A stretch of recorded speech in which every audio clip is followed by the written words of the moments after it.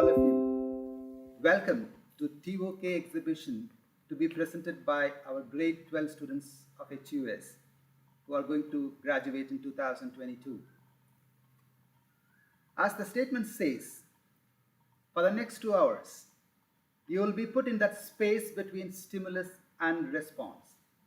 And you are going to observe your own beliefs, biases, presumptions, and prejudices. That will be laid bare by our grade 12 students.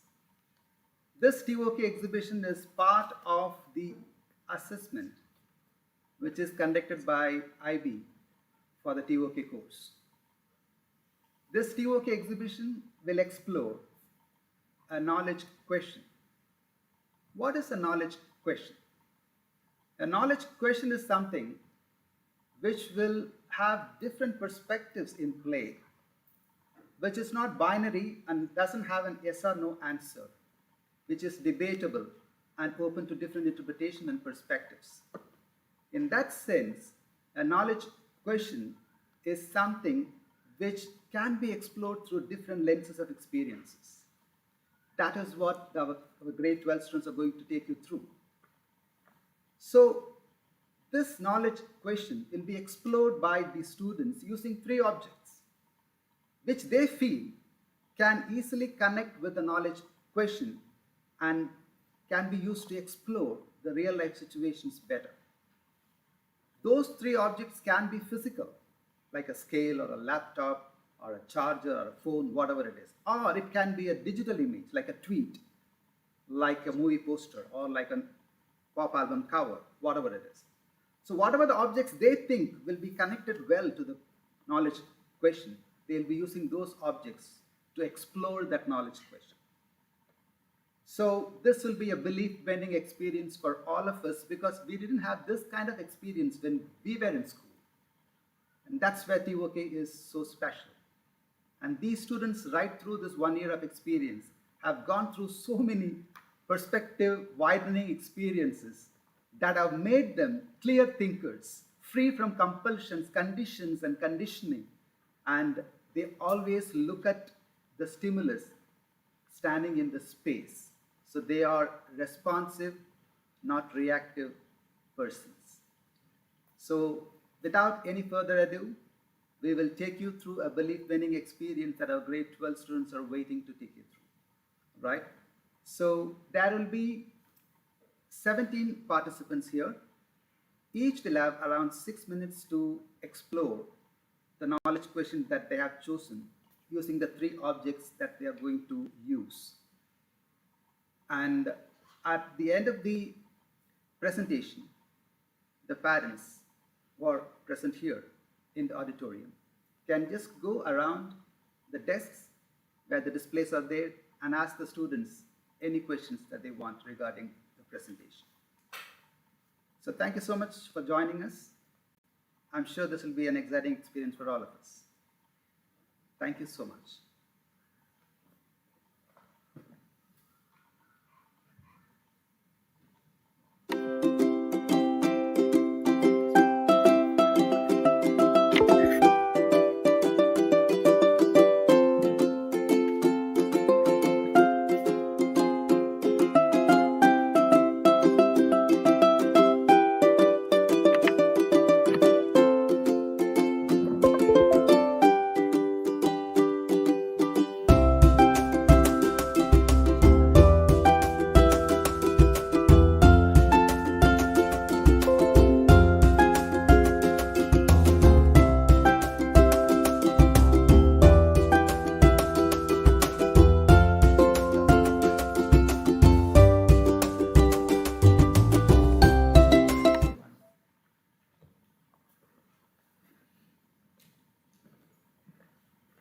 My name is Abina, and I'm from DP2.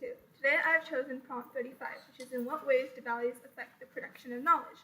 Today I'll be exploring the word values as anything us humans generally give personal importance to based on our opinions and past life situations. I've also taken an optional theme of knowledge and technology.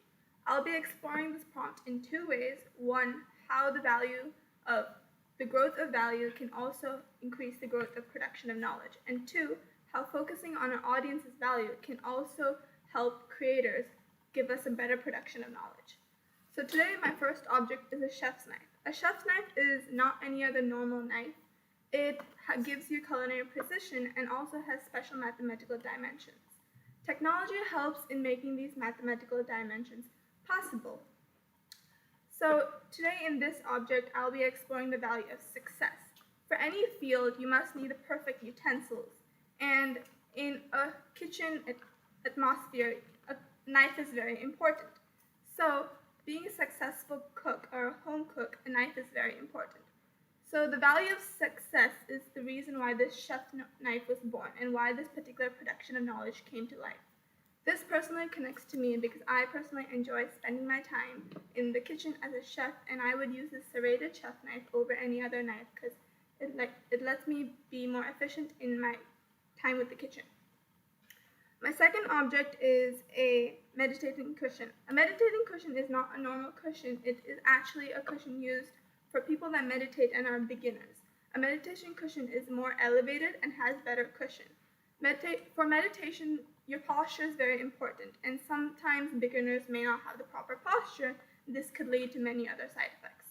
So therefore, the use of a meditation cushion makes sure beginners have the proper posture while they're meditating.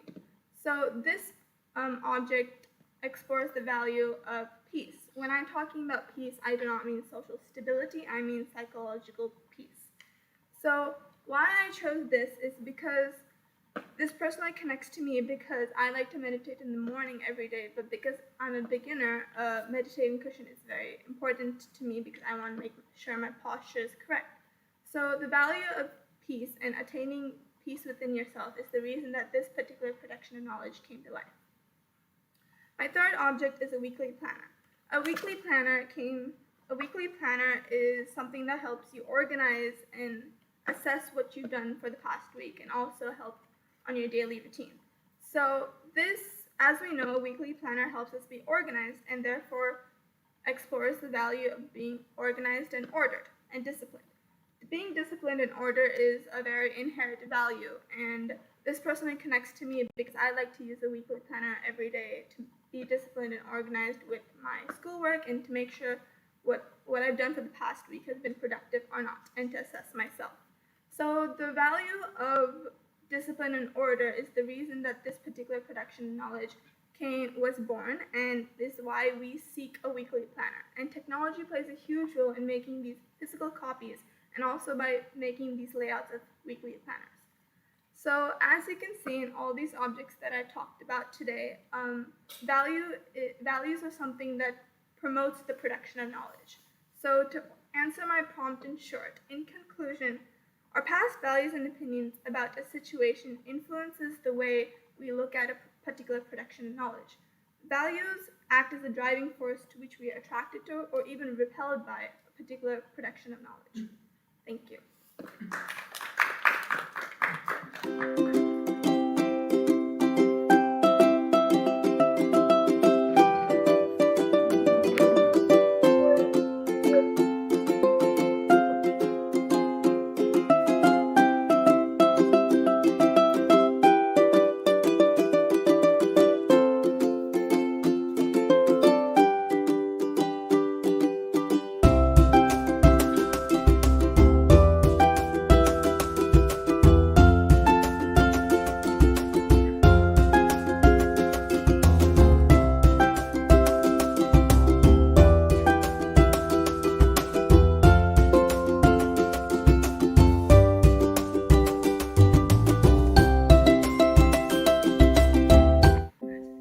Broadcast 24/7 to the world by the head of the show, Krista.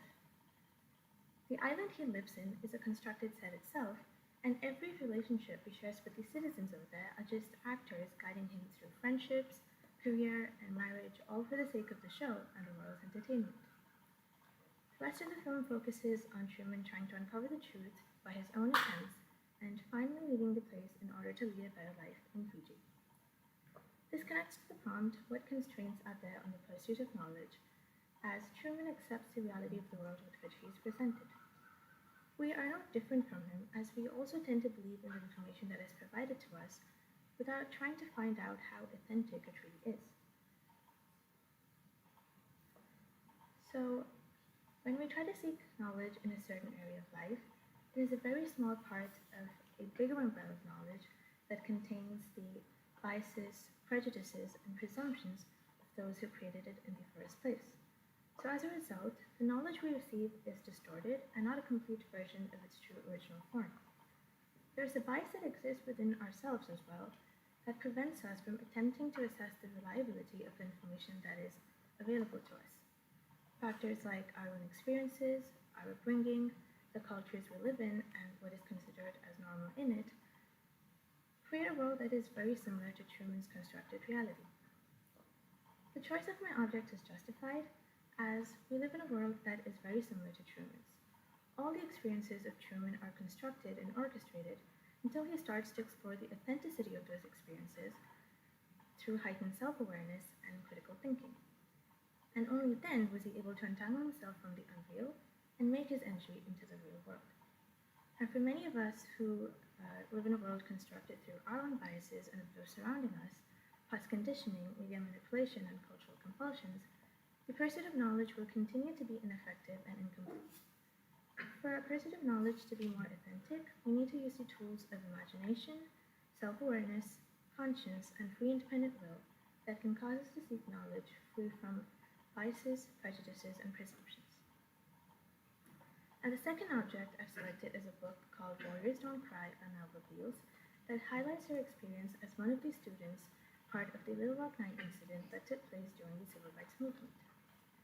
The Little Rock Nine were a group of 9 African American students who enrolled in the Little Rock Central High School after segregation was considered unconstitutional and integration of public schools was ordered. However, the institution, which had only ever consisted of white students, was not ready for this sudden change, and the black students faced violent opposition upon trying to enter the school from white protesters. And ultimately, they were escorted back home in a few hours due to safety concerns. This connects to the prompt as the black community is deprived of their basic rights due to racial differences, facing several attacks from the white majority in an attempt to hinder their development through powerful tools such as education. This is evident in terms of the lack of facilities that were provided to them even before integration was ordered. There was a stark contrast when it came to funding, the availability of teachers, class sizes, and curriculum, in comparison to the fact that the white schools enjoyed quality resources and sufficient funding. So here, global issues such as racism acts as a barrier to knowledge pursuit, as the black students are denied access to proper education merely for their skin color.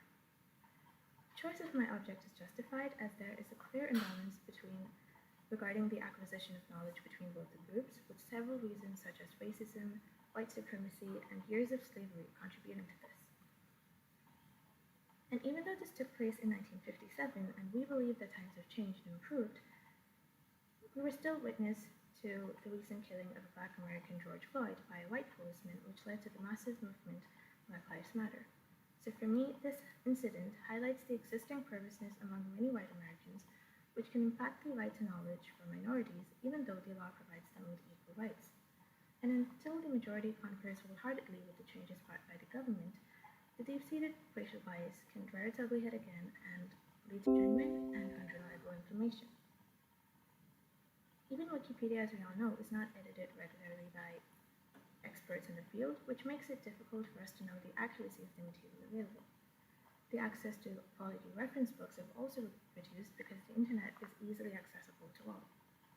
Now, if we look back at the times where there wasn't any immediate access to technology, people had to search for knowledge through books published by reputed authors and media houses, trying to gain primary information by interacting with intellects directly. And this improved the precision of the details as first-hand accounts proved to be more exact, and books in general are published by scholars and forwarded by other scholarly people in the field. But now, in today's times, especially with the pandemic going on, I doubt many of us have had the opportunity to go visit a library and refer to quality books in order to get in-depth knowledge. Now, the choice of my object is justified as we are flooded with information through the internet, and the laptop is one of the tools that we use to access it. But unfortunately, we have moved away from authenticity to accessibility, and this definitely is a constraint pursuit of general knowledge acquisition. Thank you.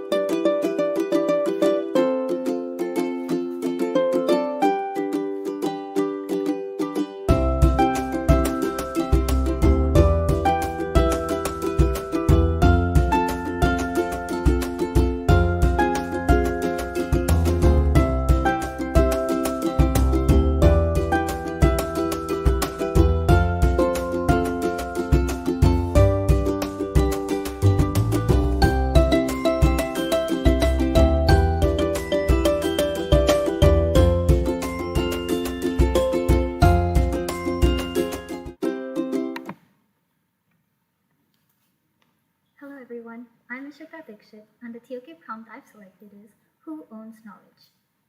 The optional theme I've selected to explore this prompt is Knowledge in the Knower, which basically helps me understand what it means to know and what knowledge is. Not only does this prompt help me explore alternative perspectives of the same concept, but also look into what it means to acquire and develop the knowledge we own. I chose to explore the role of time in acquiring and developing that knowledge, while also looking at some of the key factors that help differentiate between who owns knowledge versus who passes it on. My first object is a movie poster of the movie called Lucy.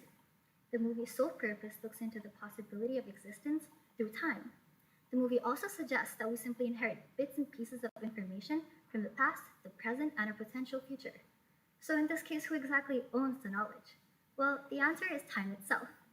And this links to the IA prompt because we see that while the movie emphasizes our understanding of our reality, it also shows that time here as a medium helps pass on that knowledge and we simply acquire it. Without time, we wouldn't be able to prove our very existence. Hence, it's been included in the exhibition because time will help develop that knowledge and help us pass it on for generations to come.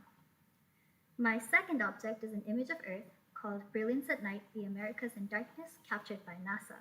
While admiring the simplicity and aesthetic of the photo, I couldn't help but think how much the Earth has done for us. We're made up of Earth's elements and have the opportunity and privilege to celebrate our differences through cultures, traditions, beliefs, and values, which just goes to show how unique the Earth is and how unique we are. This links to the IA prompt because Earth's vast knowledge helps us learn, make discoveries, grow, and develop, which is why it's been included in this exhibition, because owning knowledge is like owning water. If it stops flowing, it becomes stagnant, creates an odor, and eventually becomes poisonous. Similarly, if we stop sharing and passing on our knowledge, it'll all become meaningless. My third object is an excerpt from my psychology textbook called The Individual Who They Choose to Reveal It to and Who They Don't. With that being said, knowledge is passed on through many things, but owned only by some. And it's up to the individual who they choose to reveal it to, and it's up to the individual what they choose to own and what they choose to know. Thank you.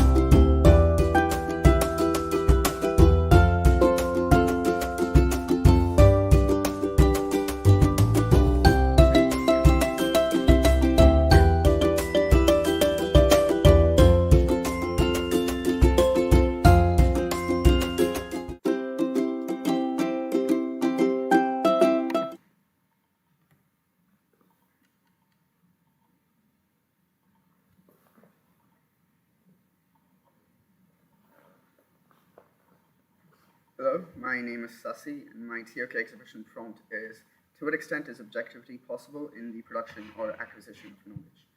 This basically means to what extent is being unbiased possible in the production or acquisition of knowledge. This prompt is interesting because when people acquire knowledge or interpret facts, they involve their own biases into it, which leads to subjectivity. If people were objective, it would mean that everyone would have the same interpretation of a fact, which is simply not possible. So my entire exhibition will explore the prohibitive nature of facts, of perspectives and personal experiences while acquiring knowledge. My first object is a poem called Not Waving but Drowning by Stevie Smith, and it talks about a man who had been isolated, ignored, and misunderstood by the people around him his entire life, and even after he died. We receive different perspectives from the readers, from the poem, from the passers-by, the anonymous third person, and a speaker who's the dead man speaking from beyond his grave. The passers-by theorize that the man died because of the cold weather, but the anonymous third person and the speaker know that the real reason behind the death was loneliness, sadness, and being ignored. The interpretation of the passers-by could have only been derived by them, as only they knew about the cold weather in the area. But since they incorporated their own perspective into the derivation of their interpretation, it makes it subjective. Moreover, since the real reason behind his death was sadness and not the cold weather, it further proves my point. So since perspectives are included into the interpretation of facts, it makes it subjective, and so objectiveness is not possible. My second object is called The Persistence of Memory by Salvador Dali. And I chose this object because when we were in class, none of us knew the actual meaning behind the painting. Sure, we had a lot of interpretations, but none of us knew the real meaning or the intention of the painter. This felt like the perfect example of subjectivity to me. This painting has been interpreted through cultural and personal biases to arrive at different conclusions. This is evident when scientists thought that Dali expressed his views on Albert Einstein's theory of relativity through this painting, when in reality, Dali simply painted melting cheese. This shows that objectivity is not possible, as the scientists interpreted the painting from their own scientific biased point of view, caused by their personal association with science, which led to subjectivity, when the original motive of the painter was simply to paint melting cheese. The cultural bias is also prevalent, as people from different cultures would feel differently towards the painting due to the colors being used in them. This is because the colors would represent different unique thoughts for the viewers. For example, in the painting, the color brown has been used a lot for the landscape. In Western cultures, the color brown represents wholesomeness, whereas in Eastern cultures, it represents mourning. So due to this clear contrast, it's evident that objectivity is not possible, as people would interpret the facts based on their cultural bias, which automatically leads to subjectivity. My third object is a Starbucks cup that Starbucks introduced in 2016. And I chose this object because it is very evident that the original motive of the company was completely misunderstood by the general public. It caused a lot of controversies because people thought that Starbucks was trying to move away from Christianity during Christmas. And this might have been because they introduced the cup at around the same time as when they normally introduced Christmas cups. The CEO of Starbucks stated that the original motive of the company was to show unity through the cup when people were divided due to the elections. But the people thought that it was war against Christianity, and this might have been because of the fact that the colors in the cup are green and white, when the traditional color of Christmas is red. So due to two different perspectives, one being Starbucks's and the other being the general public's, it is evident that objectivity is not possible, as people interpreted the cup through their personal biases, which automatically leads to subjectivity. So overall, all my objects reflect that objectivity is not possible, as people interpret facts in different ways. They involve biases into the interpretation of the facts, but automatically leads to subjectivity. This cannot be changed no matter how hard they try, because our emotions and experiences will always play a role in our interpretations and opinions. Thank you.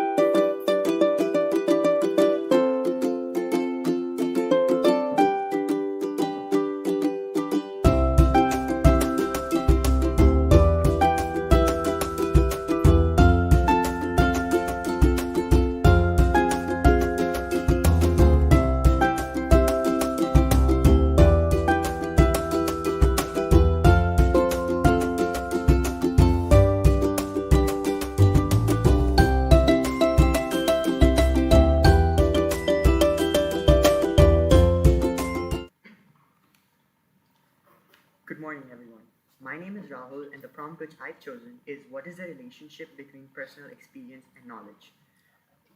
I've chosen the core theme, knowledge and the knower, to explore this prompt because it will allow me to focus on how personal experience affects an individual. Before I begin, I would like to define personal experience as the direct observation or participation of an individual in an event. This personal experience becomes a memory and defines a part of who the individual is and determines how the individual acts in similar situations and life as a whole. The first object which I'll be using to explore this prompt is the popular fairy tale Cinderella. We've all read this fairy tale at least once in our childhood, and children around the world still do. Fairy tales are the first type of books which children read because they are easy to read and understand, but the underlying theme goes unnoticed. The main plot of this fairy tale is how Cinderella gets treated like a maid by her stepmother and daughter when she lives with them. She's shown as a very weak and fragile person who requires a prince to rescue her from all her troubles and live happily ever after. At first glance, this might seem like a normal fairy tale, but when delved deeper, I was able to understand that this portrays women as incapable of rescuing themselves, and it supports the notion that a woman requires a man to rescue them. When impressionable children read this fairy tale, more than the plot or the characters, the concept that women are inferior to men will get embedded into their brain. This creates knowledge that is biased, which they'll rely upon in the future. Although the experience does not take place physically, the words on the books determine the experience of the reader. When children read these stories, they get immersed into the storyline and feel as if they are actually inside the story.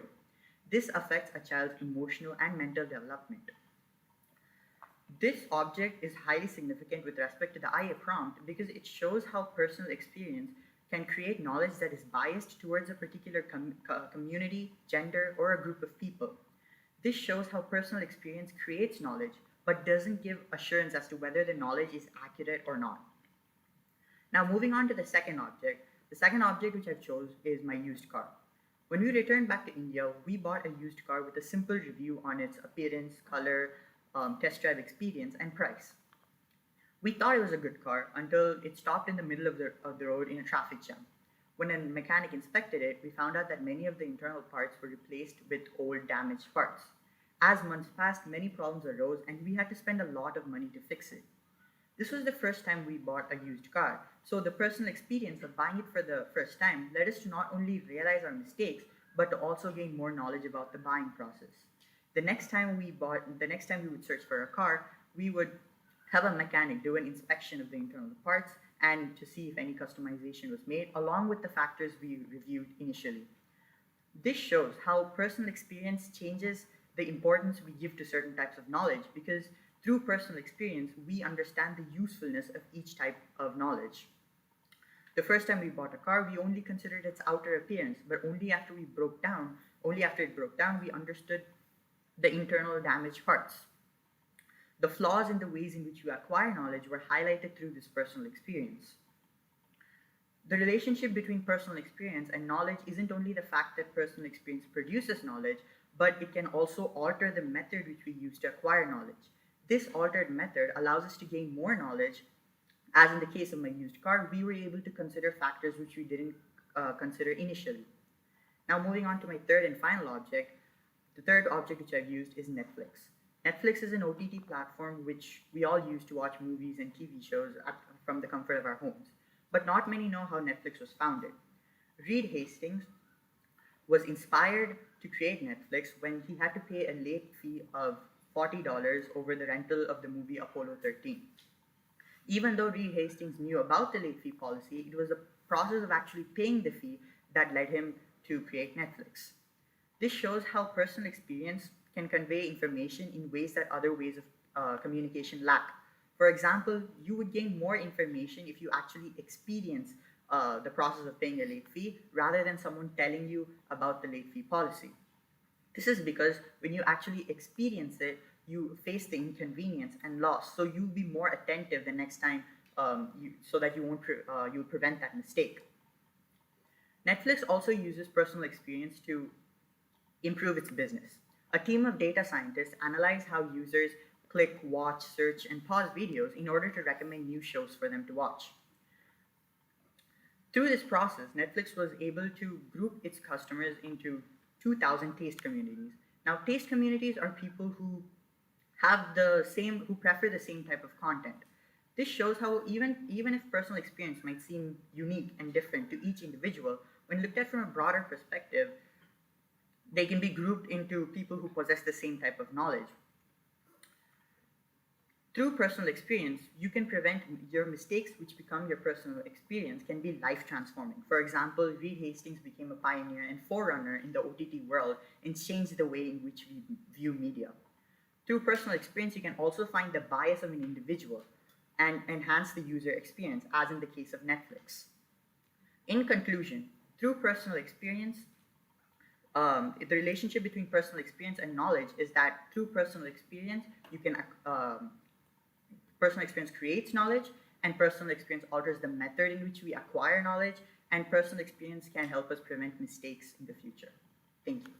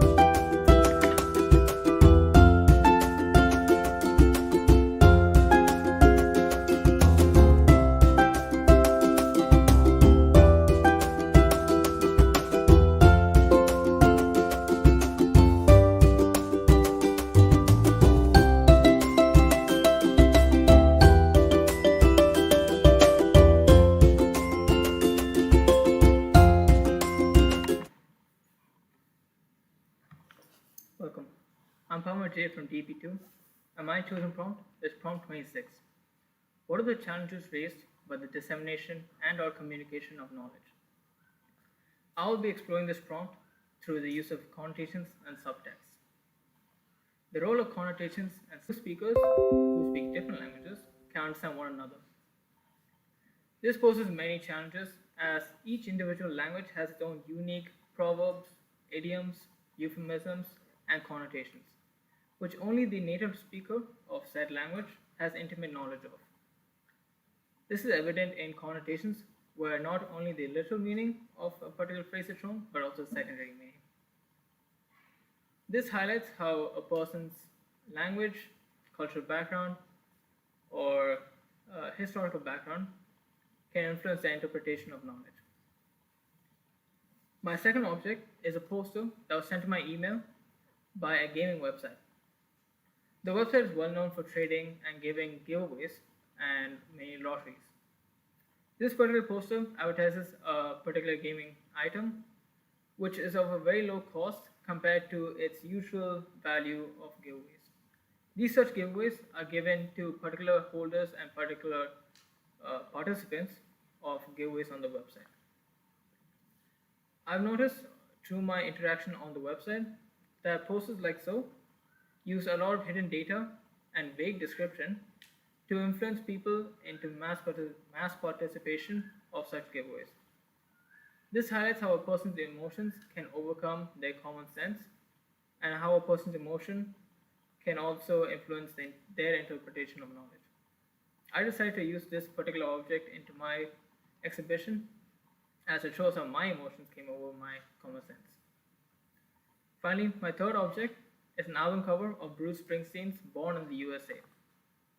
The song uses vivid imagery to protest against the drafting of young, non-voluntary American soldiers to the Vietnamese front.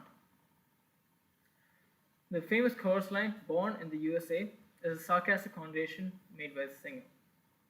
Only the veterans and Bruce Springsteen himself understood the true meaning of the song behind all its upbeat nature and understood the true meaning behind the lyrics. Whereas the general American population saw it as a patriotic anthem and still do see it as a patriotic anthem due to its upbeat nature. Moreover, foreigners like myself only saw it as a catchy tune and something to sing in the shower. This highlights how, through the misinterpretations, It highlights how a person's affiliation and or experience can influence their interpretation of knowledge. This particular object is interesting for this exhibition, as not only does it show that a particular connotation can make it difficult to interpret knowledge, but also can help, as well as it can stand at a neutral point based on your affiliation to it. In conclusion, the exploration and of the prompt and the objects show that a combination of your affiliation, your experience, your emotions, and your cultural background, language, and historical background can make it difficult, and it can also aid to your interpretation and communication of knowledge. Moreover, when we interact with other knowers, we're exposed to a whole new and a whole lot of different societies, thought processes, experiences, and mindsets, which enable us and which help us to enhance our understanding of knowledge. Thank you.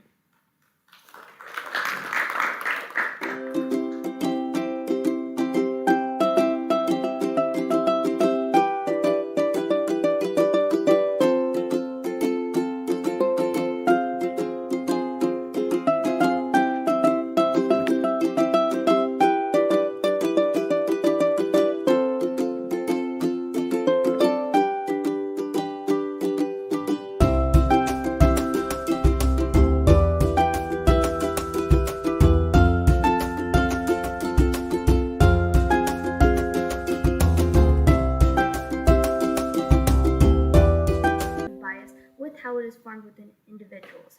By exploring this prompt, we're able to determine where and how bias is formed in different situations, and by knowing this knowledge, we are able to adapt and avoid bias in the future. The first object I have chosen is a painting called The School of Athens by Raphael, a Renaissance artist. In the painting, we see different philosophers through time and history all joined in the same location to discuss different scientific theories and determine what knowledge is. Here in this painting, we see how they are through different time periods, particularly the Renaissance. This is in a time period before we had actual scientific experimentation methods. So the means of determining what knowledge was through mass discussion, and whichever theory was considered the most popular was considered what was true knowledge. We can take the example of Democritus, who believed that everything on Earth was made up of matter. This, as we now know due to scientific experimentation, is true. However, in the time, the most popular theory was that everything was made out of elements such as fire, water, and air. So since this was the mass belief, this was considered true knowledge. And the theory of Democritus was considered false and not true, and was made a mockery of. Here we can see societal bias. We see the human herd mentality acting. For whatever a large mass of people agree on is usually considered to be true, because we do not want to be the outlier in a particular group. So from this, we can also see the real life implications, because this is still something that happens today. In politics, views that are pre-existing will continue to be used because the mass already believes them. Or in a school environment, students will try to hold the same views and beliefs as other students because they do not want to be cast out from a group, and if it's the urge to fit in. I have included this in my TOK exhibition because I feel that it aids the prompt by showing how a societal bias is present in social and interpersonal relationships, and how when you are forming the knowledge, it is affected by who you surround yourself with. My second object is a photo from the collection Until You Change by Paula Paredes. It is part of a crowdfunding campaign to raise awareness about conversion therapy in Hispanic countries. So, as you can see in the photo, we have a victim of conversion therapy being overshadowed by a worker in the facility who is hailing her with verbal abuse. She is also holding religious texts in her hands, balanced in both palms. From this image, what we can conclude is the use of religion in order to constrain people to a particular belief. In certain areas, we see how homosexuality is not accepted because of religious influences. If when raised in a religious background or a community with a certain strong view, this is pre-existing in a person's mental state, and they believe others should also change to form the same views. We see how this is harmful and creates a mental toll on the victim. However, from the perspective of the knower with the religious background, this is justified because they feel that this is the correct way of God. This is the bias they hold in their head due to the way they were raised in their own personal experiences. We can link this back to the TOK prompt as it shows the environment you're raised in, whether the religious environment, the community, or as a large, the way you were just raised, can have a huge effect on what you believe, therefore causing a bias, to the extent where this bias can sometimes even put people in danger. My third TOK exhibition object is a painting by my favorite artist, Maria Tiruana, who created this painting, Honor Thy Father and Thy Mother, which is, and I follow a strict vegetarian diet. However, someone who was raised in a non-vegetarian family would believe that it is all in the means of survival, and therefore eating animals is okay. Neither of these are particularly wrong or right, but these are knowledge in our own forms, and depending on what I have learned, I hold this as my true belief. Here we see the bias depending on how we were raised by our parents, and our parents' own judgments can often affect us. In a negative light, however, we can see the exact opposite, for sometimes parents will hold a certain strong belief which they try to implement on their child. However, their child might have an opposing view. For example, if a parent has a particularly strong belief on a certain political party, a child might have heard so much about this that they strongly disagree and oppose their parents. However, we can still see the influence of the elders acting on the child. From this, we can concur that your guardians and those who raise you have a strong implementation on what you consider knowledge. And when you're producing these knowledge, as they are the closest to you, they form a strong part of what you come to learn, clearly affecting your production of knowledge. I've included this piece in my TOK prompt because I feel that it is able to capture this subject very clearly and shows the parental bias that is present. So, from all three of these objects, what we can determine is that it truly is impossible to completely remove all bias. Bias will always be present in the production of knowledge. However, if you are able to determine what bias is present, you can therefore avoid it in your actions, therefore becoming a more open-minded person and being able to live a non-judgmental life and accepting the views of others. Thank you.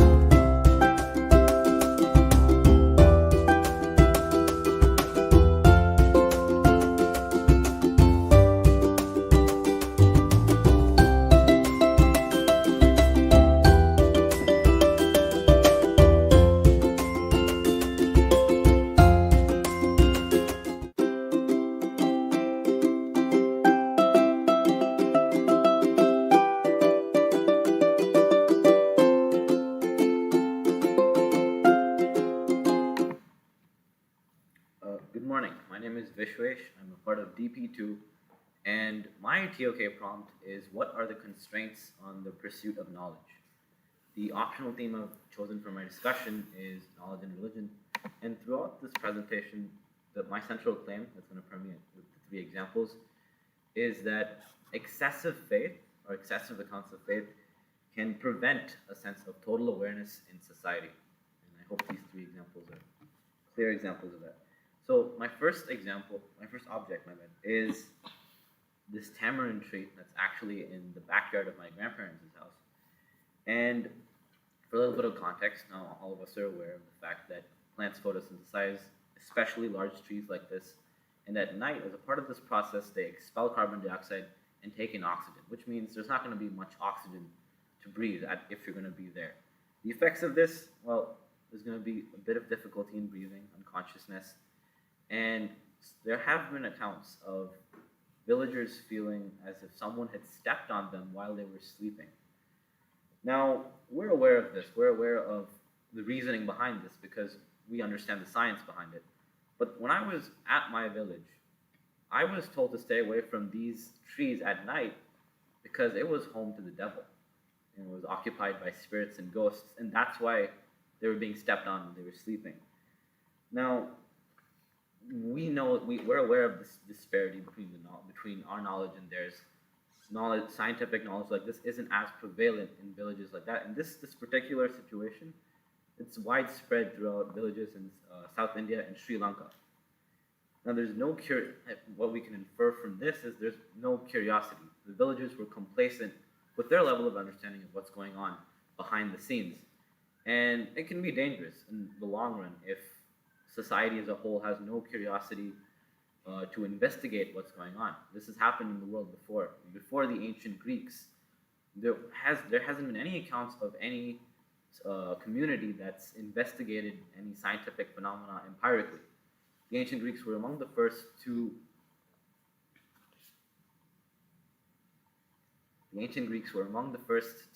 question scientific phenomena outside of the realm of God, and they sparked the scientific revolution, which hasn't ended since.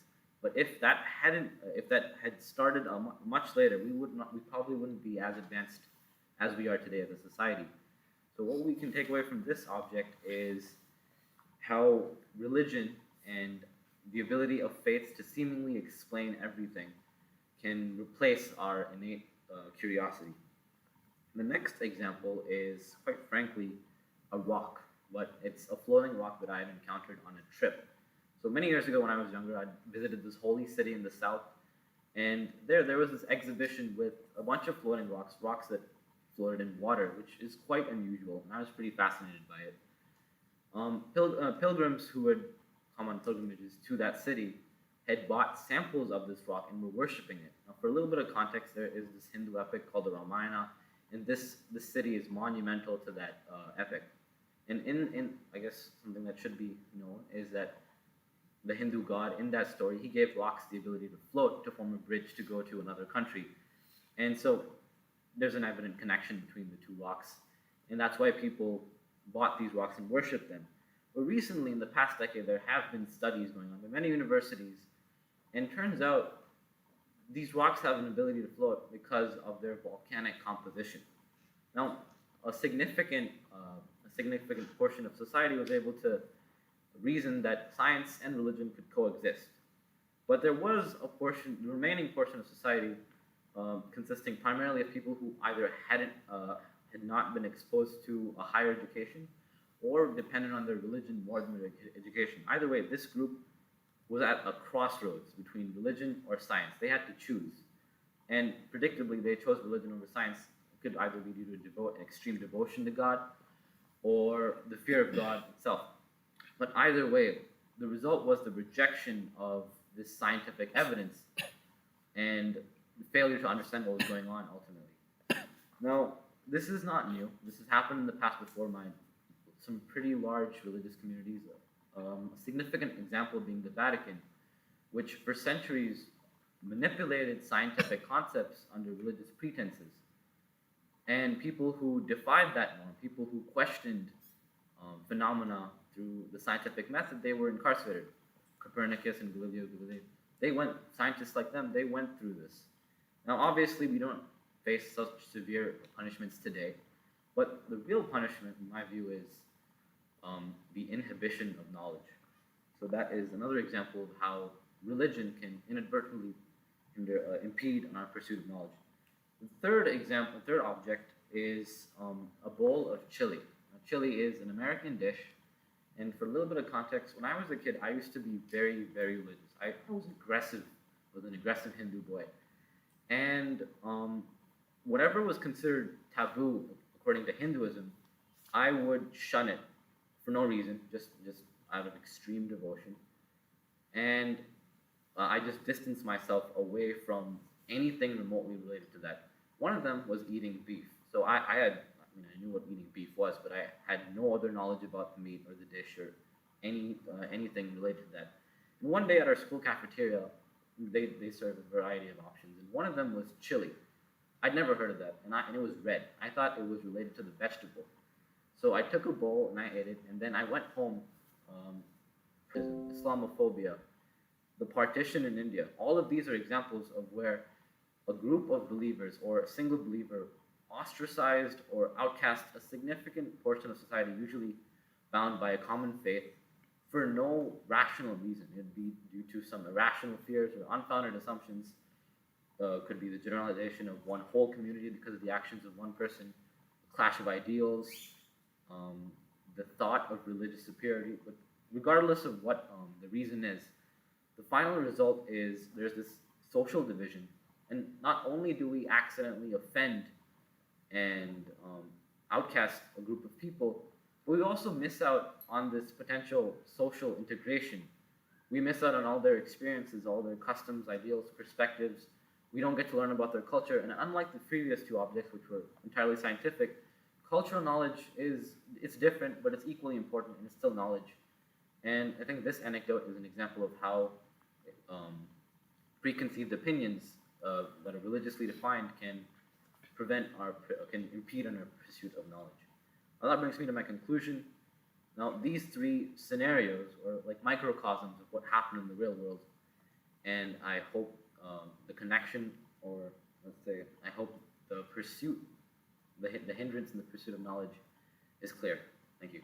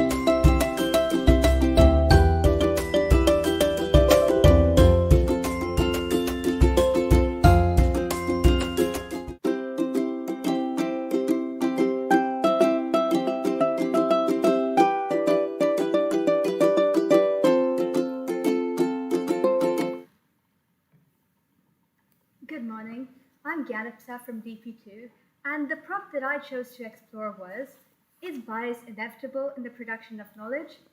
To be more specific, I looked at how the environment in which knowledge is produced influences the creation of biases. To explore this, I looked at three objects related to the theme of technology. I felt this was most relevant to our world today, where we're surrounded by technology 24/7. Additionally, biases are something that we often consider inherent to human beings. So it's an interesting exploration to ask, how would technology be biased? So without further ado, let me move on to my first object. This is a picture from the art project Excavating AI. In this project, an artificial intelligence was trained on a common image classification dataset and then used to classify images of human faces. However, the AI, when used, often assigned biased labels to people's faces, like this picture over here, which confirms to gender stereotypes, labeling AI researcher Kate Crawford as a newsreader and artist Trevor Page as a microeconomist. I thought this an important counterpoint to the increasing use of AI around the world, under the assumption that it is less biased and more objective than human beings. This object hence shows how our environment directly shapes the production of knowledge. The artificial intelligence, in learning from the environment around it, ended up replicating the biases it saw, similarly to how human children learn from the environment that they see around them. Hence, we see that in learning from the environment, biases are created and pre-existing ones perpetuated in the production of new knowledge. My second object is this, a pulse oximeter. You might have seen this around recently as a device to determine a possible diagnosis of COVID-19. Now, as this is such a widely used medical device, you'd ideally expect it to be unbiased, right? However, research has showed that a pulse oximeter is often biased and provides inaccurate readings for darker skinned patients. I thought this an important perspective to consider, both in the relevance of this being a medical device, something that ideally should be unbiased for the benefit of society, as well as how what it's measuring isn't anything subjective, but rather objective data and readings, which you'd expect to be unbiased, but turns up having biases. The first factor at play here is how, as knowledge becomes increasingly complex, it becomes near impossible to account for all the factors in the environment that impact it. Here, the effect of skin pigmentation on light absorption wasn't accounted for and ended up creating biases in the readings. This object also shows how social factors in our environment end up creating biases.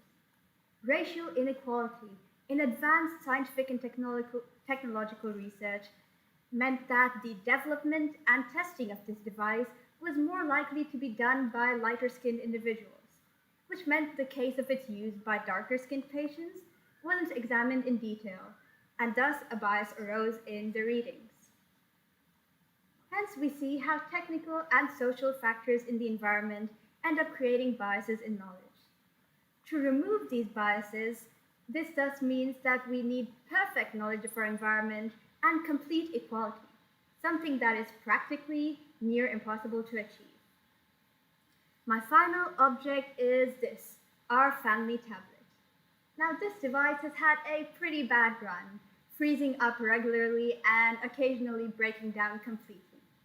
So, understandably, my mother possesses a rather strong dislike for this device. Due to her own bad experiences with this device, my mother thus believed by association that all devices from this particular brand are likely to be of bad quality. I thought this an important perspective to consider, to how just one experience ends up generalizing to a much larger scale effect, showing how our human means of experiencing the environment end up creating biases. This is as we humans tend to most strongly believe and remember knowledge that is one, gained from personal experience, and two, that we associate strong emotions with. In this example, my mother's own experiences with the tablet and the annoyance and frustration of having to deal with its issues for so long ended up creating a negative association with the entire brand. This hence shows how our environment influences the creation of biases, something that is very important to consider, as all of the knowledge that we gain is first filtered through the lens of our own perspective and experience. This is very important even at a larger scale. Take, for example, the current scenario with COVID-19 vaccines. These have been proven largely safe and effective by data. However, people are still reluctant to take them, possibly due to personally knowing someone who reacted badly and the strong negative emotions associated with coming to harm. Conclusively, this exploration lets us observe different ways in which the environment influences the creation of biases in knowledge. Due to how almost all knowledge is in one way or another related to the environment in which it is produced, and the perpetuity of all of these factors that we discussed, it seems that at least some bias in the production of knowledge is inevitable. Thank you.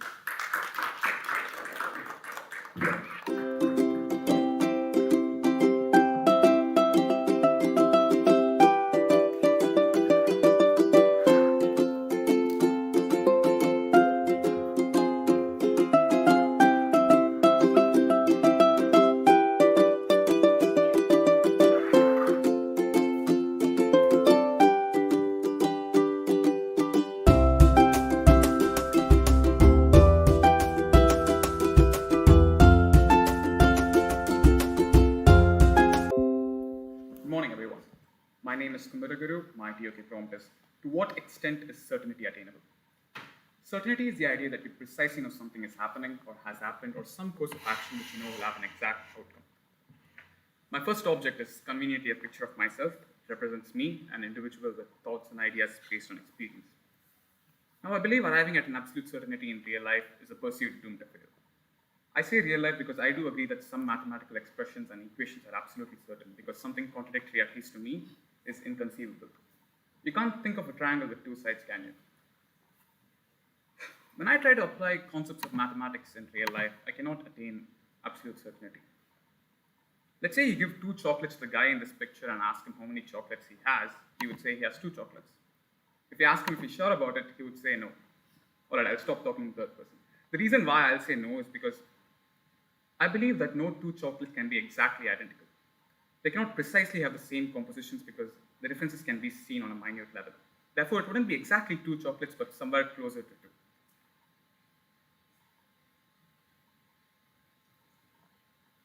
Therefore, I could be wrong, but I'm still satisfied with my answer. However, if a quality inspector of the chocolate company had to find the number of chocolates, she would go an extra mile to find the exact composition because it directly concerns her job. The answer that the quality inspector gets has a greater degree of certainty than the answer which I give. This goes to show that the degree of certainty attainable depends on one's needs, and hence the object to showcase that. My second object is a ruler. It's primarily a measuring instrument. You can use it to find length, width, height, etc. It has always annoyed me how my ruler has never given me exact values. Let's assume you've been given a rectangle that's in millimeters and you're asked to find its length. You use my ruler and you find its length. My ruler's least count is 0.1 centimeter, which is 1 millimeters.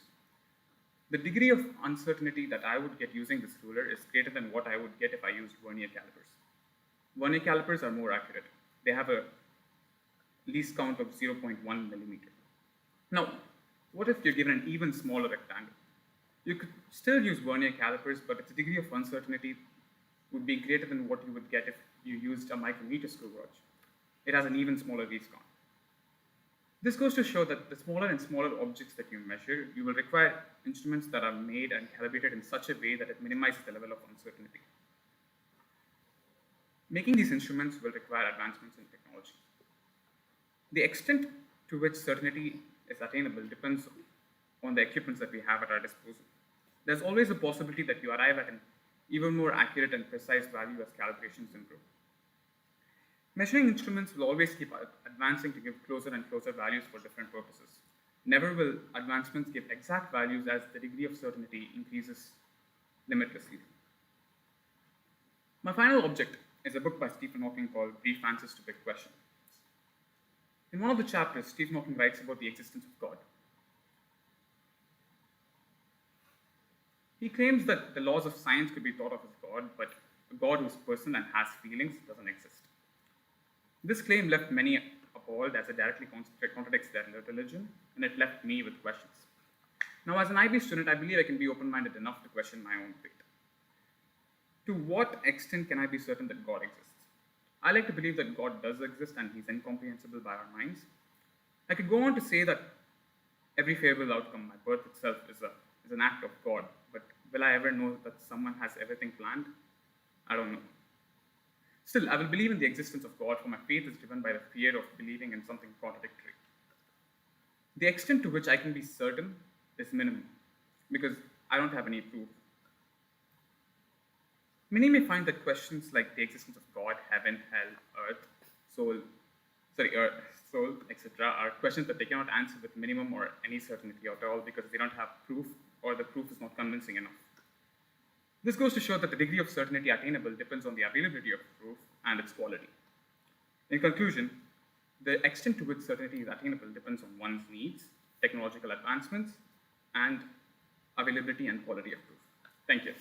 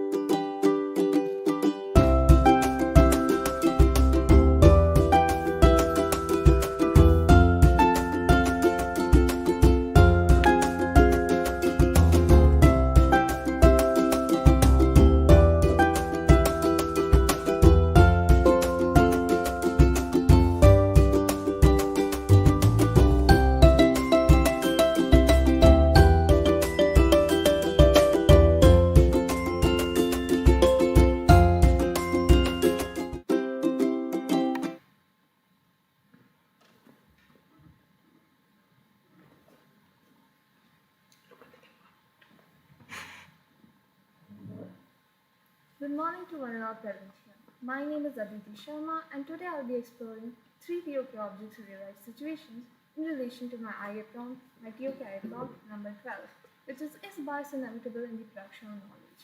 And through this prompt, I'll mainly be exploring how inherent bias influences the production of knowledge within a society, while also exploring how technology, which is often considered the pinnacle of unbiased knowledge, can be corrupted by the creator's thoughts or the user's thoughts. My first object is a Forbes article, which is titled AI Bias Could Put Women's Life at Risk, a Challenge for Regulators. And this article mainly argues about the numerous biases present against women within the creation of new technology, which is due to the fact that not many women are actually incorporated in the process of creating these new technological items or new AI operatives. And this is also due to the lack of ethnic and cultural diversity within these teams that actually create these objects. And this shows that even an object such as technology can be potentially biased if created through a limited scope. And I would also like to take this opportunity to present a semi-realistic situation, which is if given an opportunity to trust i.e. operative or internet or a human, which one would be more unbiased, which one would provide you more factual information, and which one would provide you more factual information and we can also see the situation seen within courts where the judicial system or the jury itself or the judge relies on both surveillance cameras, technology itself, and with human testimonies as well, which to give a clear and unbiased view of the situation or the incident that actually happened. And we as a class during our TOK classes did discuss this and realized that a mixture or combination of both of these subjects would provide a clear view on the situation of what actually happened. And this shows that technology can to an extent provide us unbiased information but can also be biased due to the subtle incorporation of social norms and social values through years of development. My second object is a book titled 1984 by George Orwell, and I mainly found this object in my English class where we as a class analyzed this book and debated on numerous topics such as censorship, surveillance, and propaganda. And my initial impression of this book and my initial realization that dawned upon me after reading this book was that government and media can easily censor certain pieces of news, certain parts of news, and provide and make biased information within society. And this can also make the reader of the news biased. This can also make the reader biased to a certain situation. And this make the reader biased to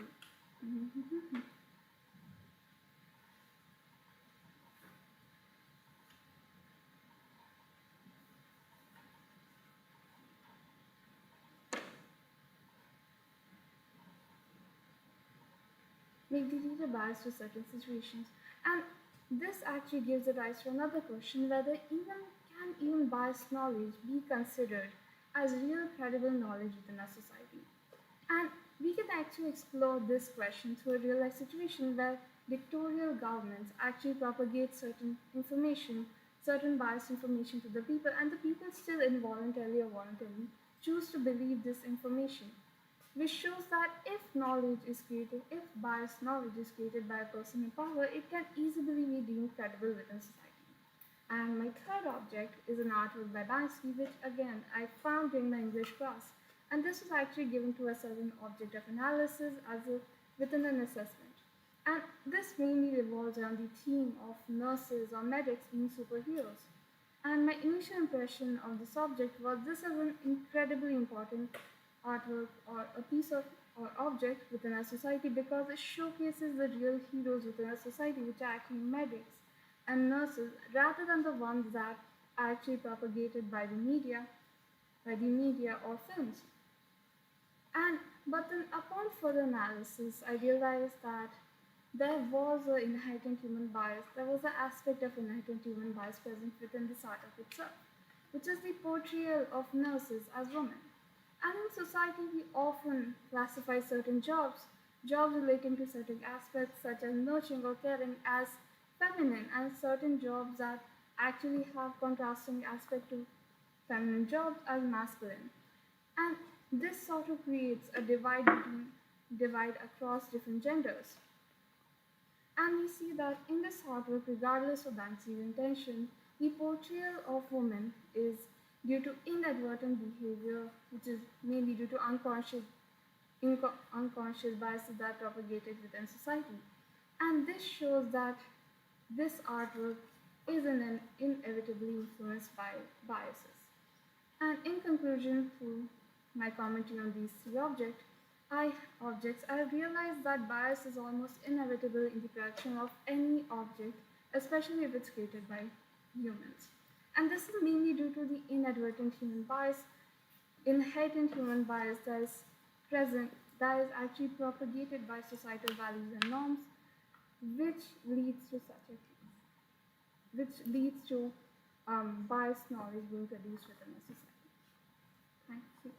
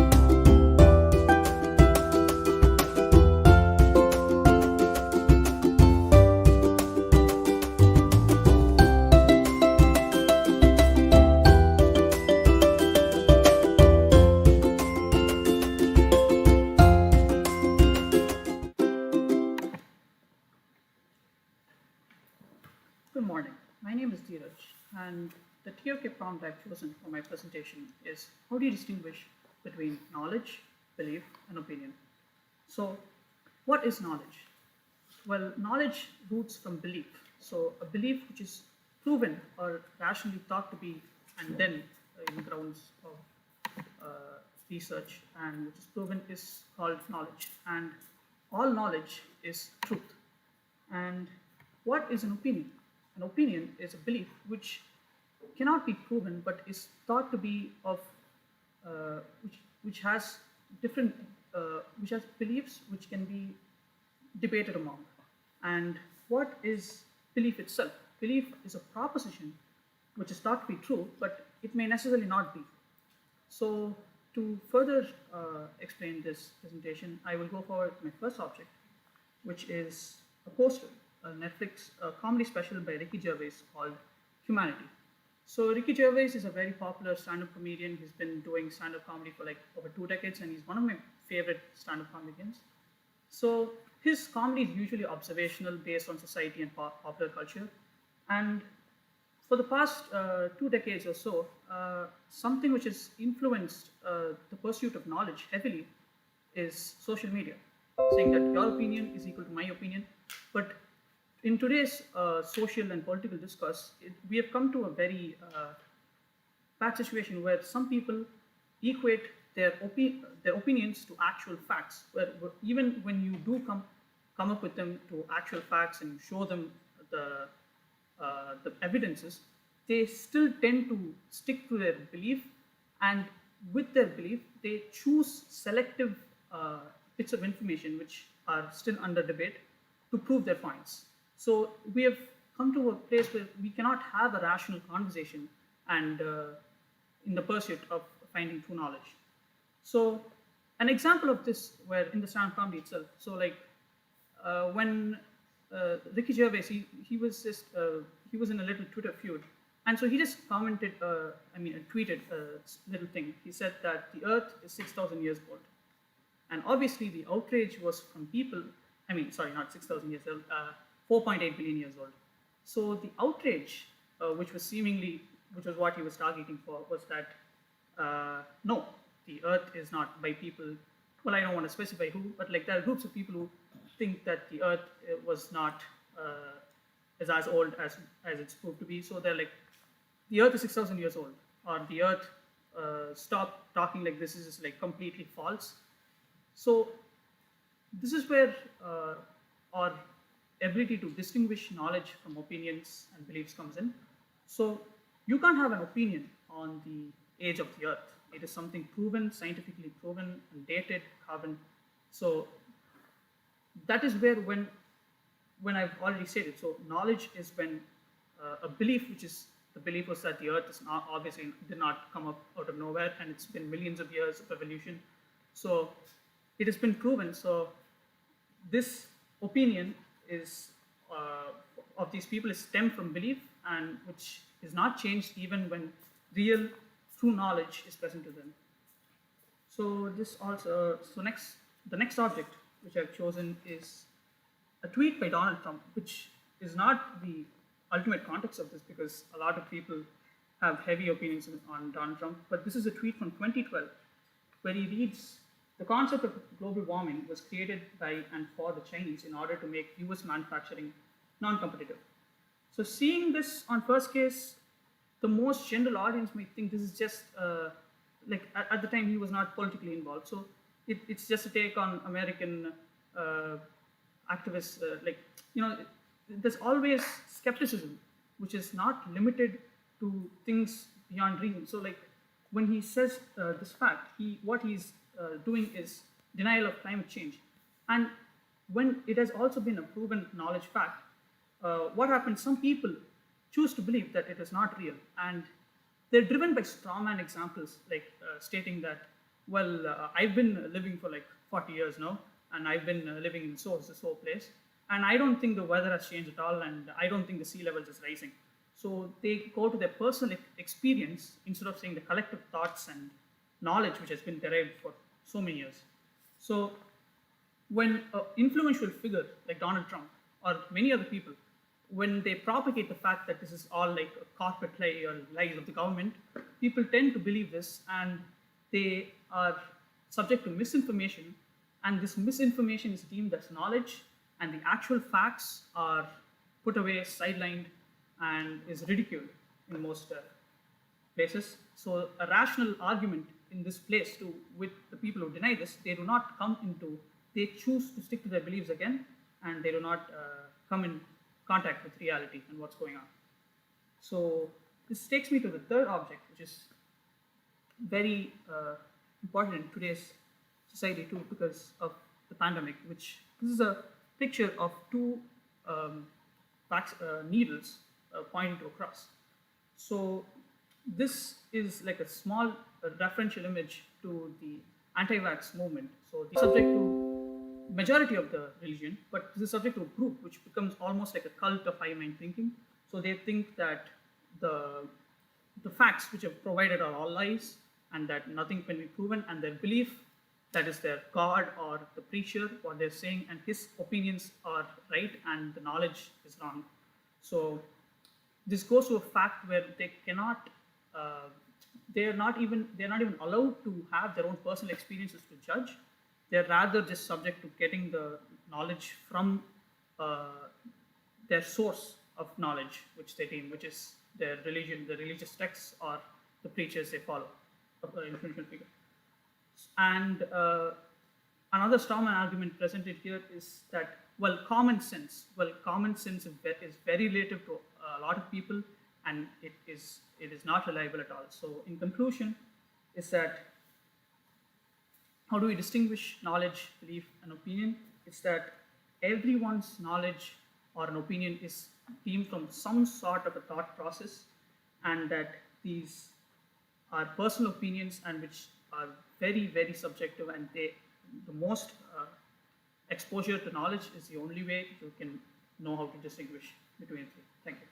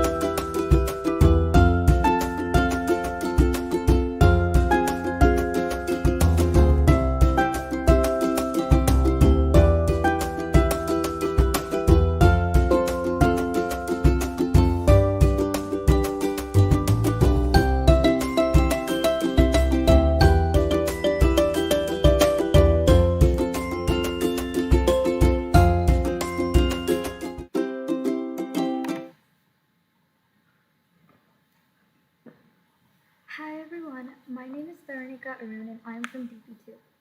The TOK prompt that I have chosen for this exhibition is prompt number 12, is bias inevitable in the production of knowledge?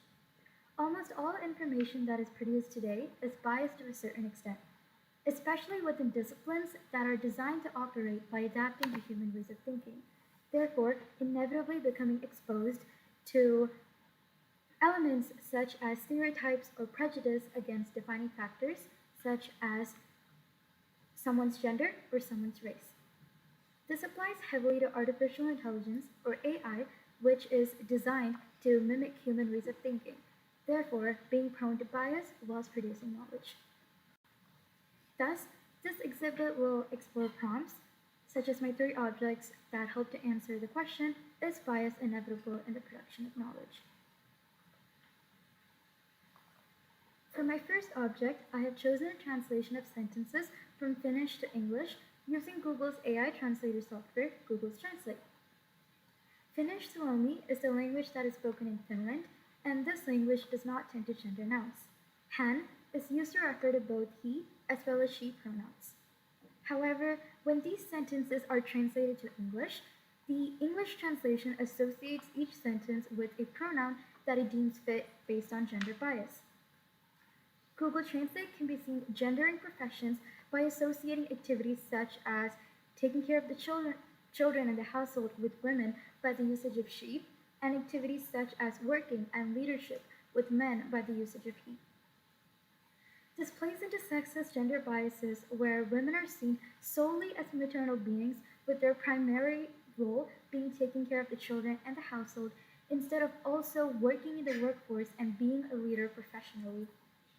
And this goes on to show how gender bias is inevitable. An 18-year-old African-American woman named Brescia Borden was arrested for attempting to ride an unlocked bicycle she found on the streets of Florida, for which she was charged and convicted with petty theft and burglary. A year before this incident, Bernard Prater, a 41-year-old white man, was arrested for shoplifting tools that were valued at the same price as the bicycle that Brescia Borden attempted to ride, which was $80. Bernard Prater has a criminal record that consists of armed robberies that he had served 5 years in prison for before the risk assessment. However, Brescia Borden's criminal record consists of misdemeanors she committed as a juvenile. Regardless of these factors, Brescia Borden was given an 8 on the US risk assessment scale, which is towards the higher risk scale. On the other hand, Bernard Prater was only given a 3 on the risk assessment scale, which is towards the lower risk scale.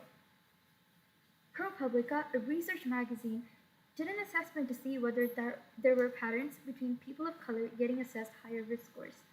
The results did prove that racial disparities existed within the formula of the judicial tool that is used by the US government. The formula flags black defendants as future criminals twice as often as it does to white criminals, regardless of factors such as criminal records or the extremity of the crime that has been committed. White defendants were also mislabeled as less risky more often than black defendants were.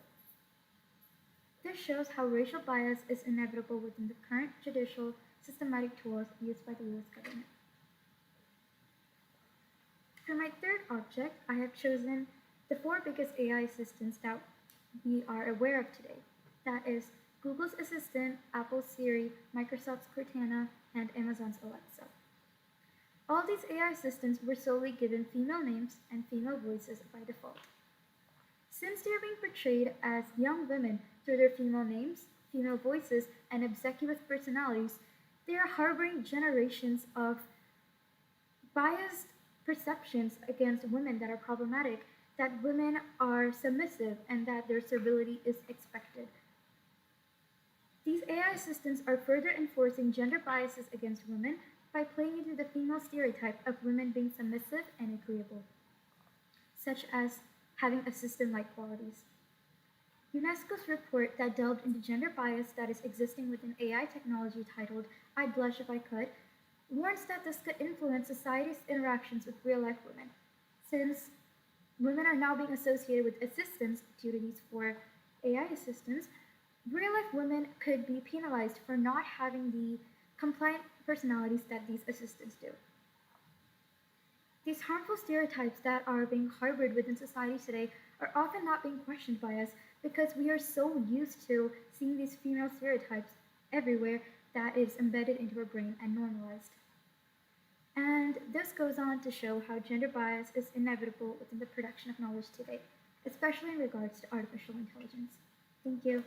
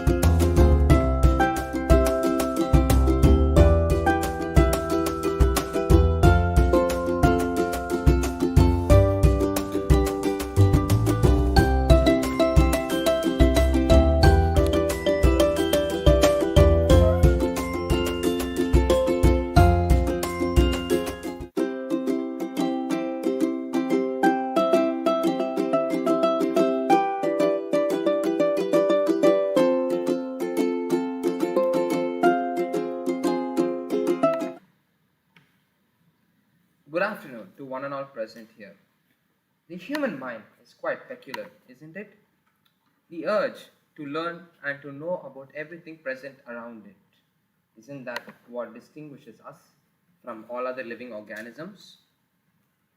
Look at our country, for example, India. It has produced some of the great seekers of knowledge, such as Srinivasa Ramanujan, APJ Abdul Kalam, or Sushrita. So today we'll be exploring prompt number 17. Why do we seek knowledge? Through my three objects. So at first, this is a picture I had clicked in the Gaon Museum at Egmore, which is in the city of Buddha. So Buddha Sakyamuni, or Gautam Buddha, which is fondly known to all of us, was born as Prince Siddhartha. So what made him change from a prince to a saint? So basically, Buddha had one time left his kingdom and had encountered four sights.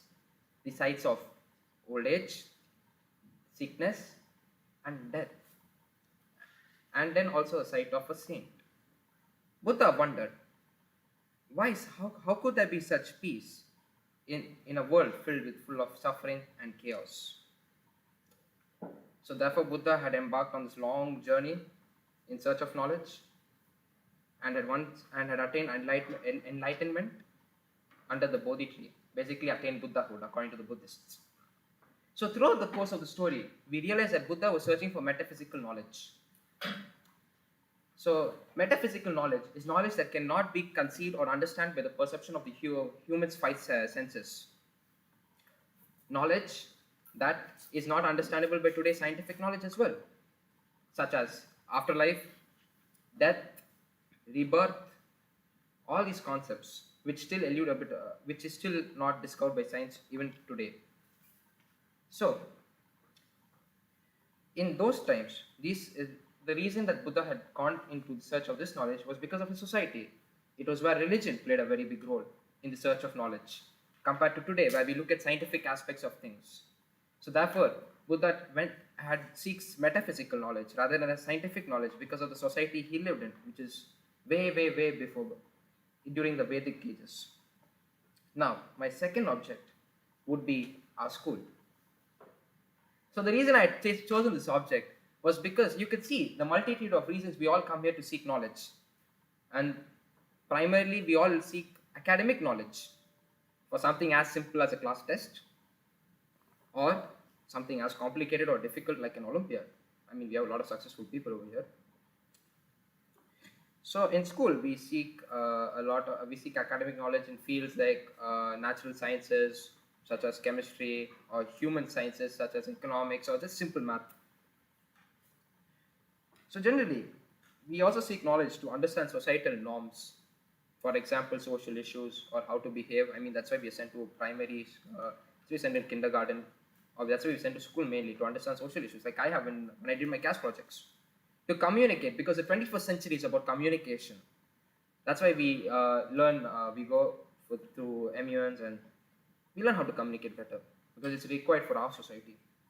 And also, we get a better global view, because I mean today we are going through a process called globalization, where we must understand how society works in each and every part of the world, how to communicate with people from another country without hurting their sentiments. So that's why we seek knowledge for all of these things.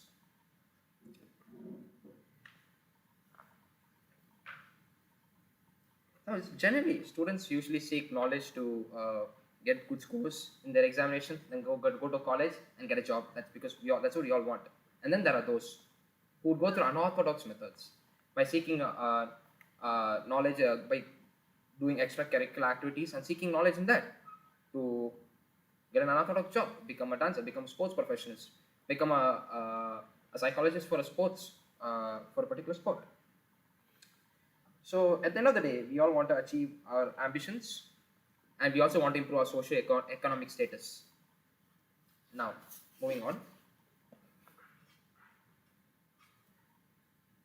This is my third object, something we're all quite acquainted to, the COVID-19 virus. So basically, I've used this to represent the pandemic situation. I mean, the pandemic struck us medicines which would be used to administer while treating patients. Moreover, we had even intergovernmental organizations like the WHO set guidelines for various countries, such as regulating mask standards which were produced for usage, as well as the medicines that should be used by to treat COVID-19, because there's a lot of confusion over what medicine is right and what medicine is wrong. For example, we even had confusion with the United States with this particular malaria tablet, hydroxychloroquine, and that was later on stopped. And now we also have tech companies, pharma techs, which seek scientific knowledge as well as technological knowledge to create devices that could identify COVID-19 very quickly. For example, it could identify COVID-19 in the sample within 15 minutes compared to the RT-PCR's test, which uses 6 to 8 hours, and this was called the ID Now 19, a device that could identify the samples very quickly. Overall, there has been a shift in paradigm. There's been a paradigm shift in the study of natural sciences, as there's been a development within virology, as well as a development within technology as well. Moreover, over here we see that the urgency with which humanity seeks scientific knowledge indicates that the relevance and the immediate effect of scientific knowledge is prioritized. And also we must realize that our society is not like Buddha society, where that also they would have looked at maybe in a more religious context. Today we are living in the 21st century, where we look for scientific knowledge. So society also plays a role.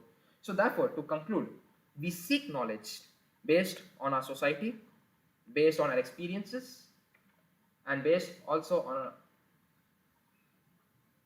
our circumstances. My name is Sarvaja Sridhar, and thank you for listening to me.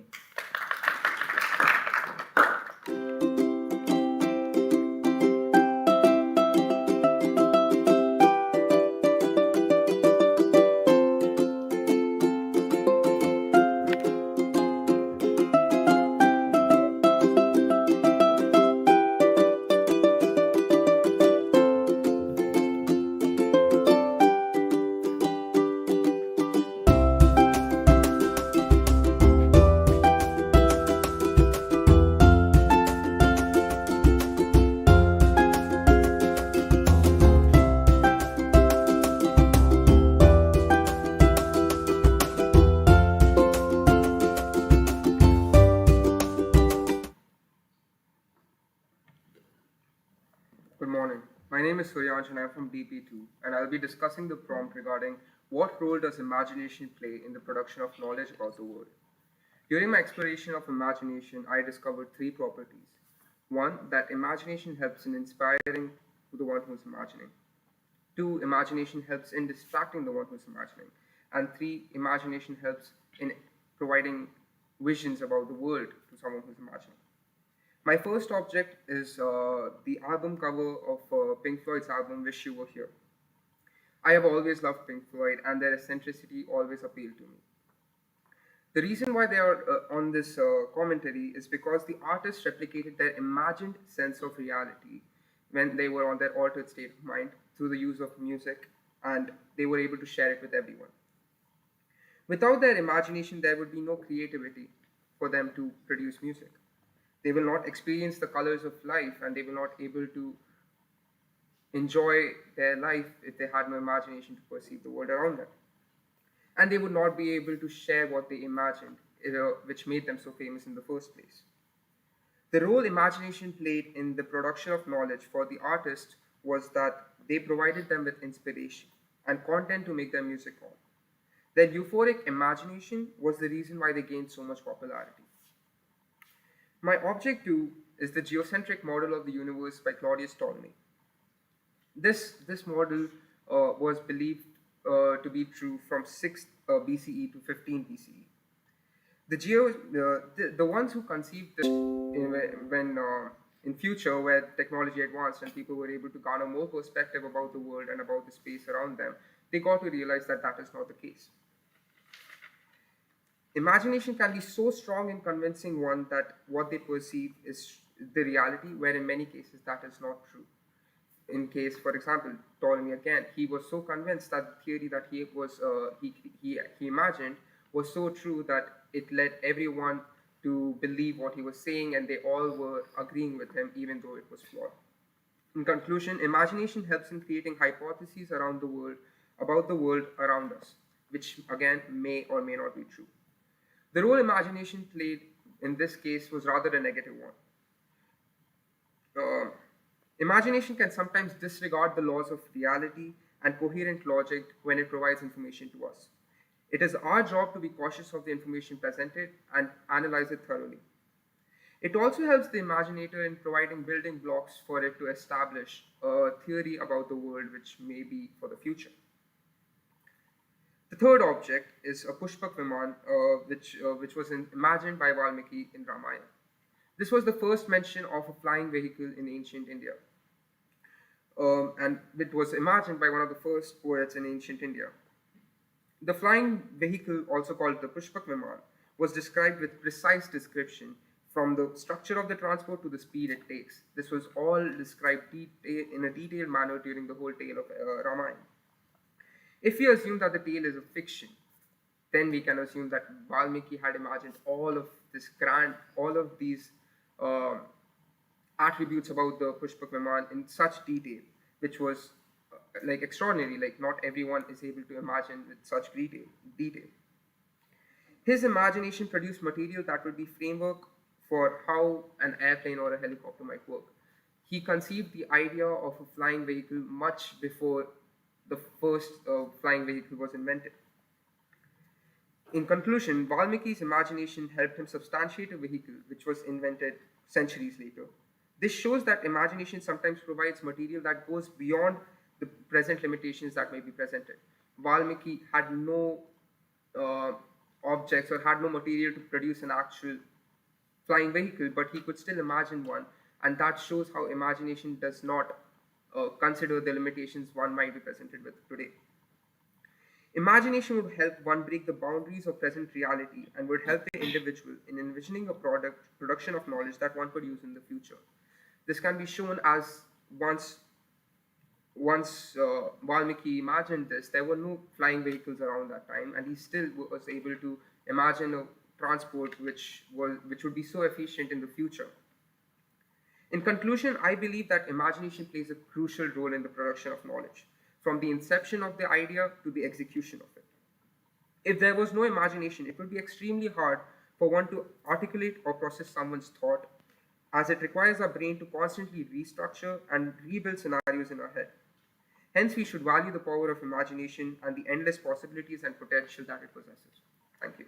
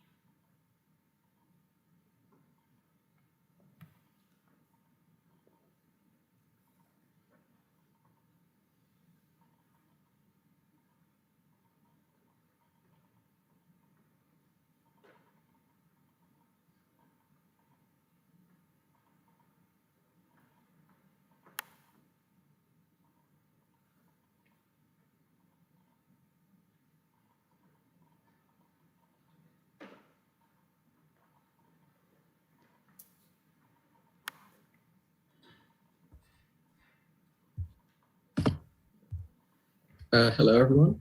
I'm Manas Sadasuni, and the prompt that I've chosen for my TOK exhibition is, how does the way we organize and classify knowledge affect what we know? And the way I decided to approach this was by thinking about how we could actually organize knowledge. And I came up with 3 different approaches: categorizational, relational, and unclassified. Categorizational refers to placing knowledge into a specific basket and grouping by type. And it's a top-down method of organizing information as the category is opposed onto the knowledge itself. Relational. There's no volume. Oh, it's okay. Can you hear me in the Zoom meeting?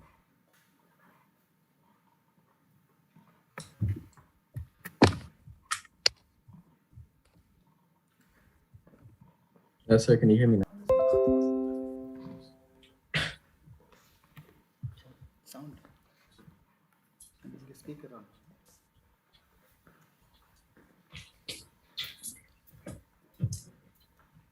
Yeah, speak. Is it working now? Yeah, Manas, please go ahead. So I'm Manas Sadasuni, and the prompt that I've chosen for my TOK exhibition is, how does the way we organize or classify knowledge affect what we know? And I decided to approach this by looking at the different ways that we could organize and classify knowledge. And I came up with 3 main categories: categorizational, relational, and unclassified. Categorizational refers to placing each bit of knowledge into a specific basket or type, and it's a top-down method of organizing information as the category is imposed upon the knowledge. Relational refers to knowledge being classified as a result of how it links to other pieces of knowledge, and this creates a flexible and organic method of organization. Lastly, unclassified refers to knowledge that you don't sort in any way. And each of the objects that I have chosen explores one of these 3 possible states. My first object is a graph that visually depicts the notes that I've taken in the past academic year. Each little dot you see is an individual note with the lines going between each note. And this graph is the last academic year of notes for economics, business, physics, and the multiple texts that we studied in English. It shows how certain topics and ideas relate to each other and allows for similarities between notes to be found where they may have been overlooked before. My favorite example of this is how the dystopian novel 1984 can be related to economic theory in the way that the economy in 1984 is structured and the illegal black markets that are in the novel.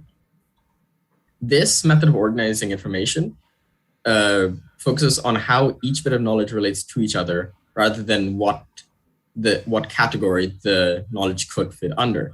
And this allows for the discovery of relations. This serendipitous approach of finding common ground between topics and ideas allows for a more organic method of organization than the other 2 that I have mentioned. And this is because it avoids placing boundaries upon each note and allows the notes itself to link itself with others that are related. Unfortunately, this method of classifying knowledge isn't widely used, and the categorization method is more popular. But I believe that this method is a more accurate reflection of how our brain works. In fact, the app tagline is "a second brain for you forever." And this is because our brain itself is a free-floating mess of information and thoughts and experiences that has no hierarchy imposed on it. And this method of structuring knowledge is designed to suit that. My second object is the cover of the album Bleed by Casmoon. And this album is under the R&B genre and is an example of a categorizational method. Music itself is often recommended to us based on whichever music app we choose, be that Spotify, Apple Music, or Amazon Music. And the category, in this case genre, this bit of knowledge is in, allows the app itself to recommend us more songs and artists and albums in that genre. From this, we can say that by being shown music in the same genre, it's likely that we will expand our music taste within the same genre. And in this way, the category itself is used as a tool for discovery, as it allows for the deepening of knowledge within that particular category. While it is true that this method is more restrictive compared to the relational method, it facilitates a deepening of knowledge that is not as easily possible with the other methods. Lastly, my third object is the thought experiment, Schrodinger's cat. In this object, there is a cat in a sealed box with a radioactive source, a Geiger counter, a hammer, and a vial of poison that will kill the cat inside. The radioactive source has a 50% chance of emitting radiation at any given time, and as a result, the Geiger counter has a 50% chance to fire and make the hammer break the vial of poison. By extension, we can say that the cat has a 50% chance of survival while it's in the box. And the interesting thing about this thought experiment is that while the box is sealed, we cannot say whether the cat is alive or dead. So it can be described as 50% alive and 50% dead simultaneously. In simpler terms, since we don't know whether the cat is alive or dead, we can say that it is both alive and dead at the same time. And this intentional effort to avoid placing the cat into alive or dead, and hence putting it into two contradictory categories as a result, can be used to explain two fundamental ideas of quantum physics: that two contradictory states of nature can coexist at the same time, and that the observation of an object determines which of these states it will fall into, as only when we open the box can we see whether the cat is alive or dead. And the breakthrough that this object demonstrates is why I've included it. To sum up, a categorizational approach allows you to gain a deeper understanding of that area as you're restricted to it, and hence can only further your knowledge within it. A relational approach is better to mirror how your brain works and is an organic method of structuring information that allows for discovery. And lastly, leaving some bits of information unclassified can help us reason why they have to be unclassified in the first place. And while each method can be used in different scenarios, none of these are inherently worse than the other, and it's simply based on whichever scenario you choose that one of these methods will suit you. Thank you.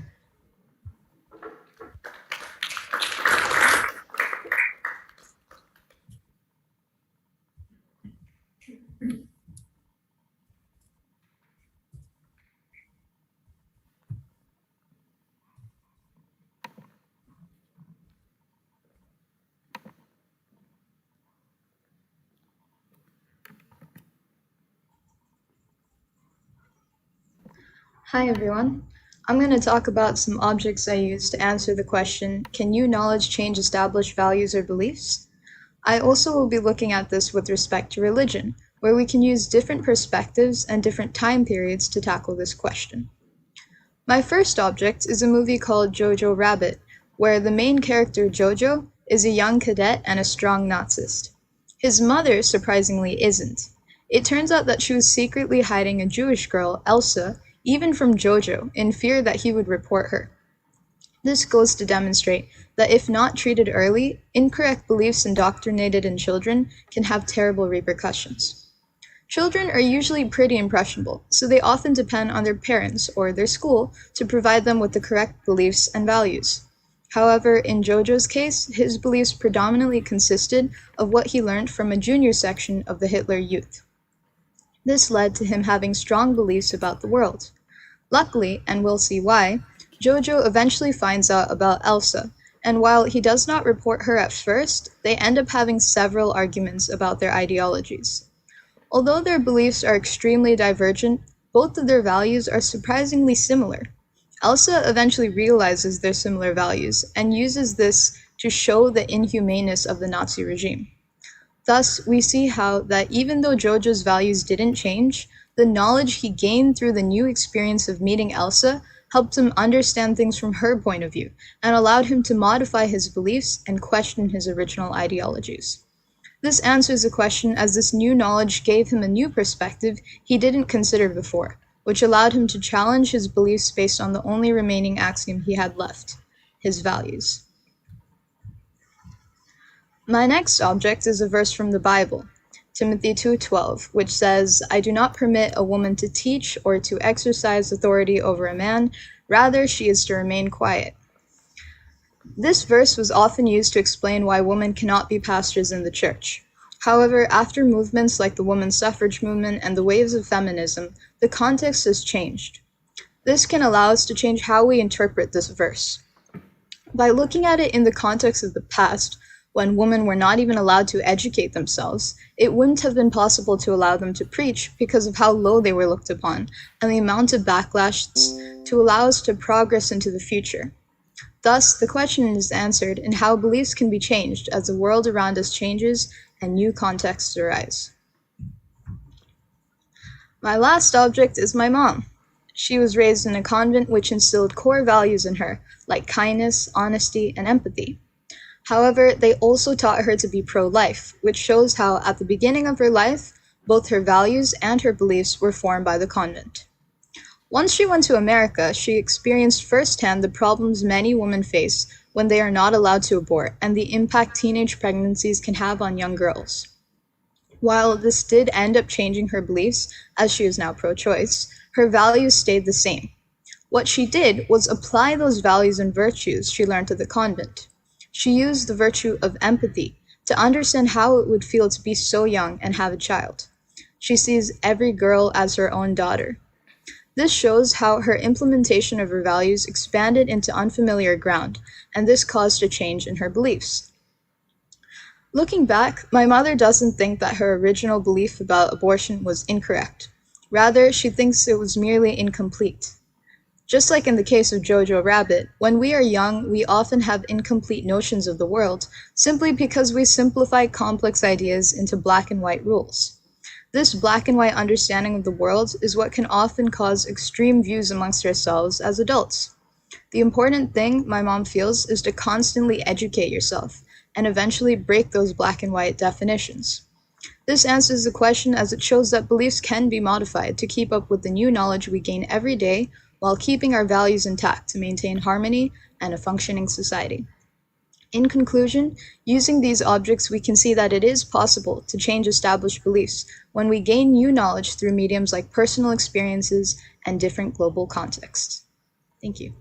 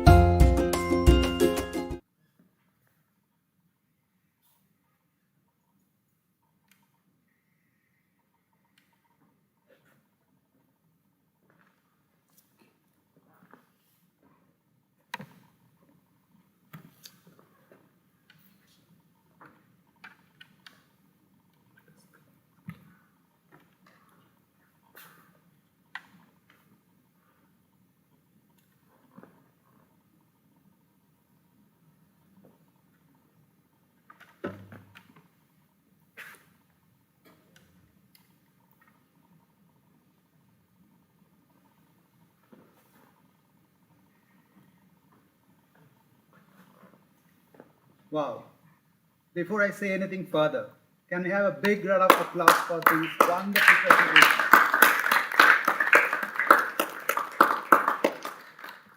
So we have just gone through a belief-building experience, as I told you, where I found my students, my proud TOK students, moving from one level of abstract thinking to the other.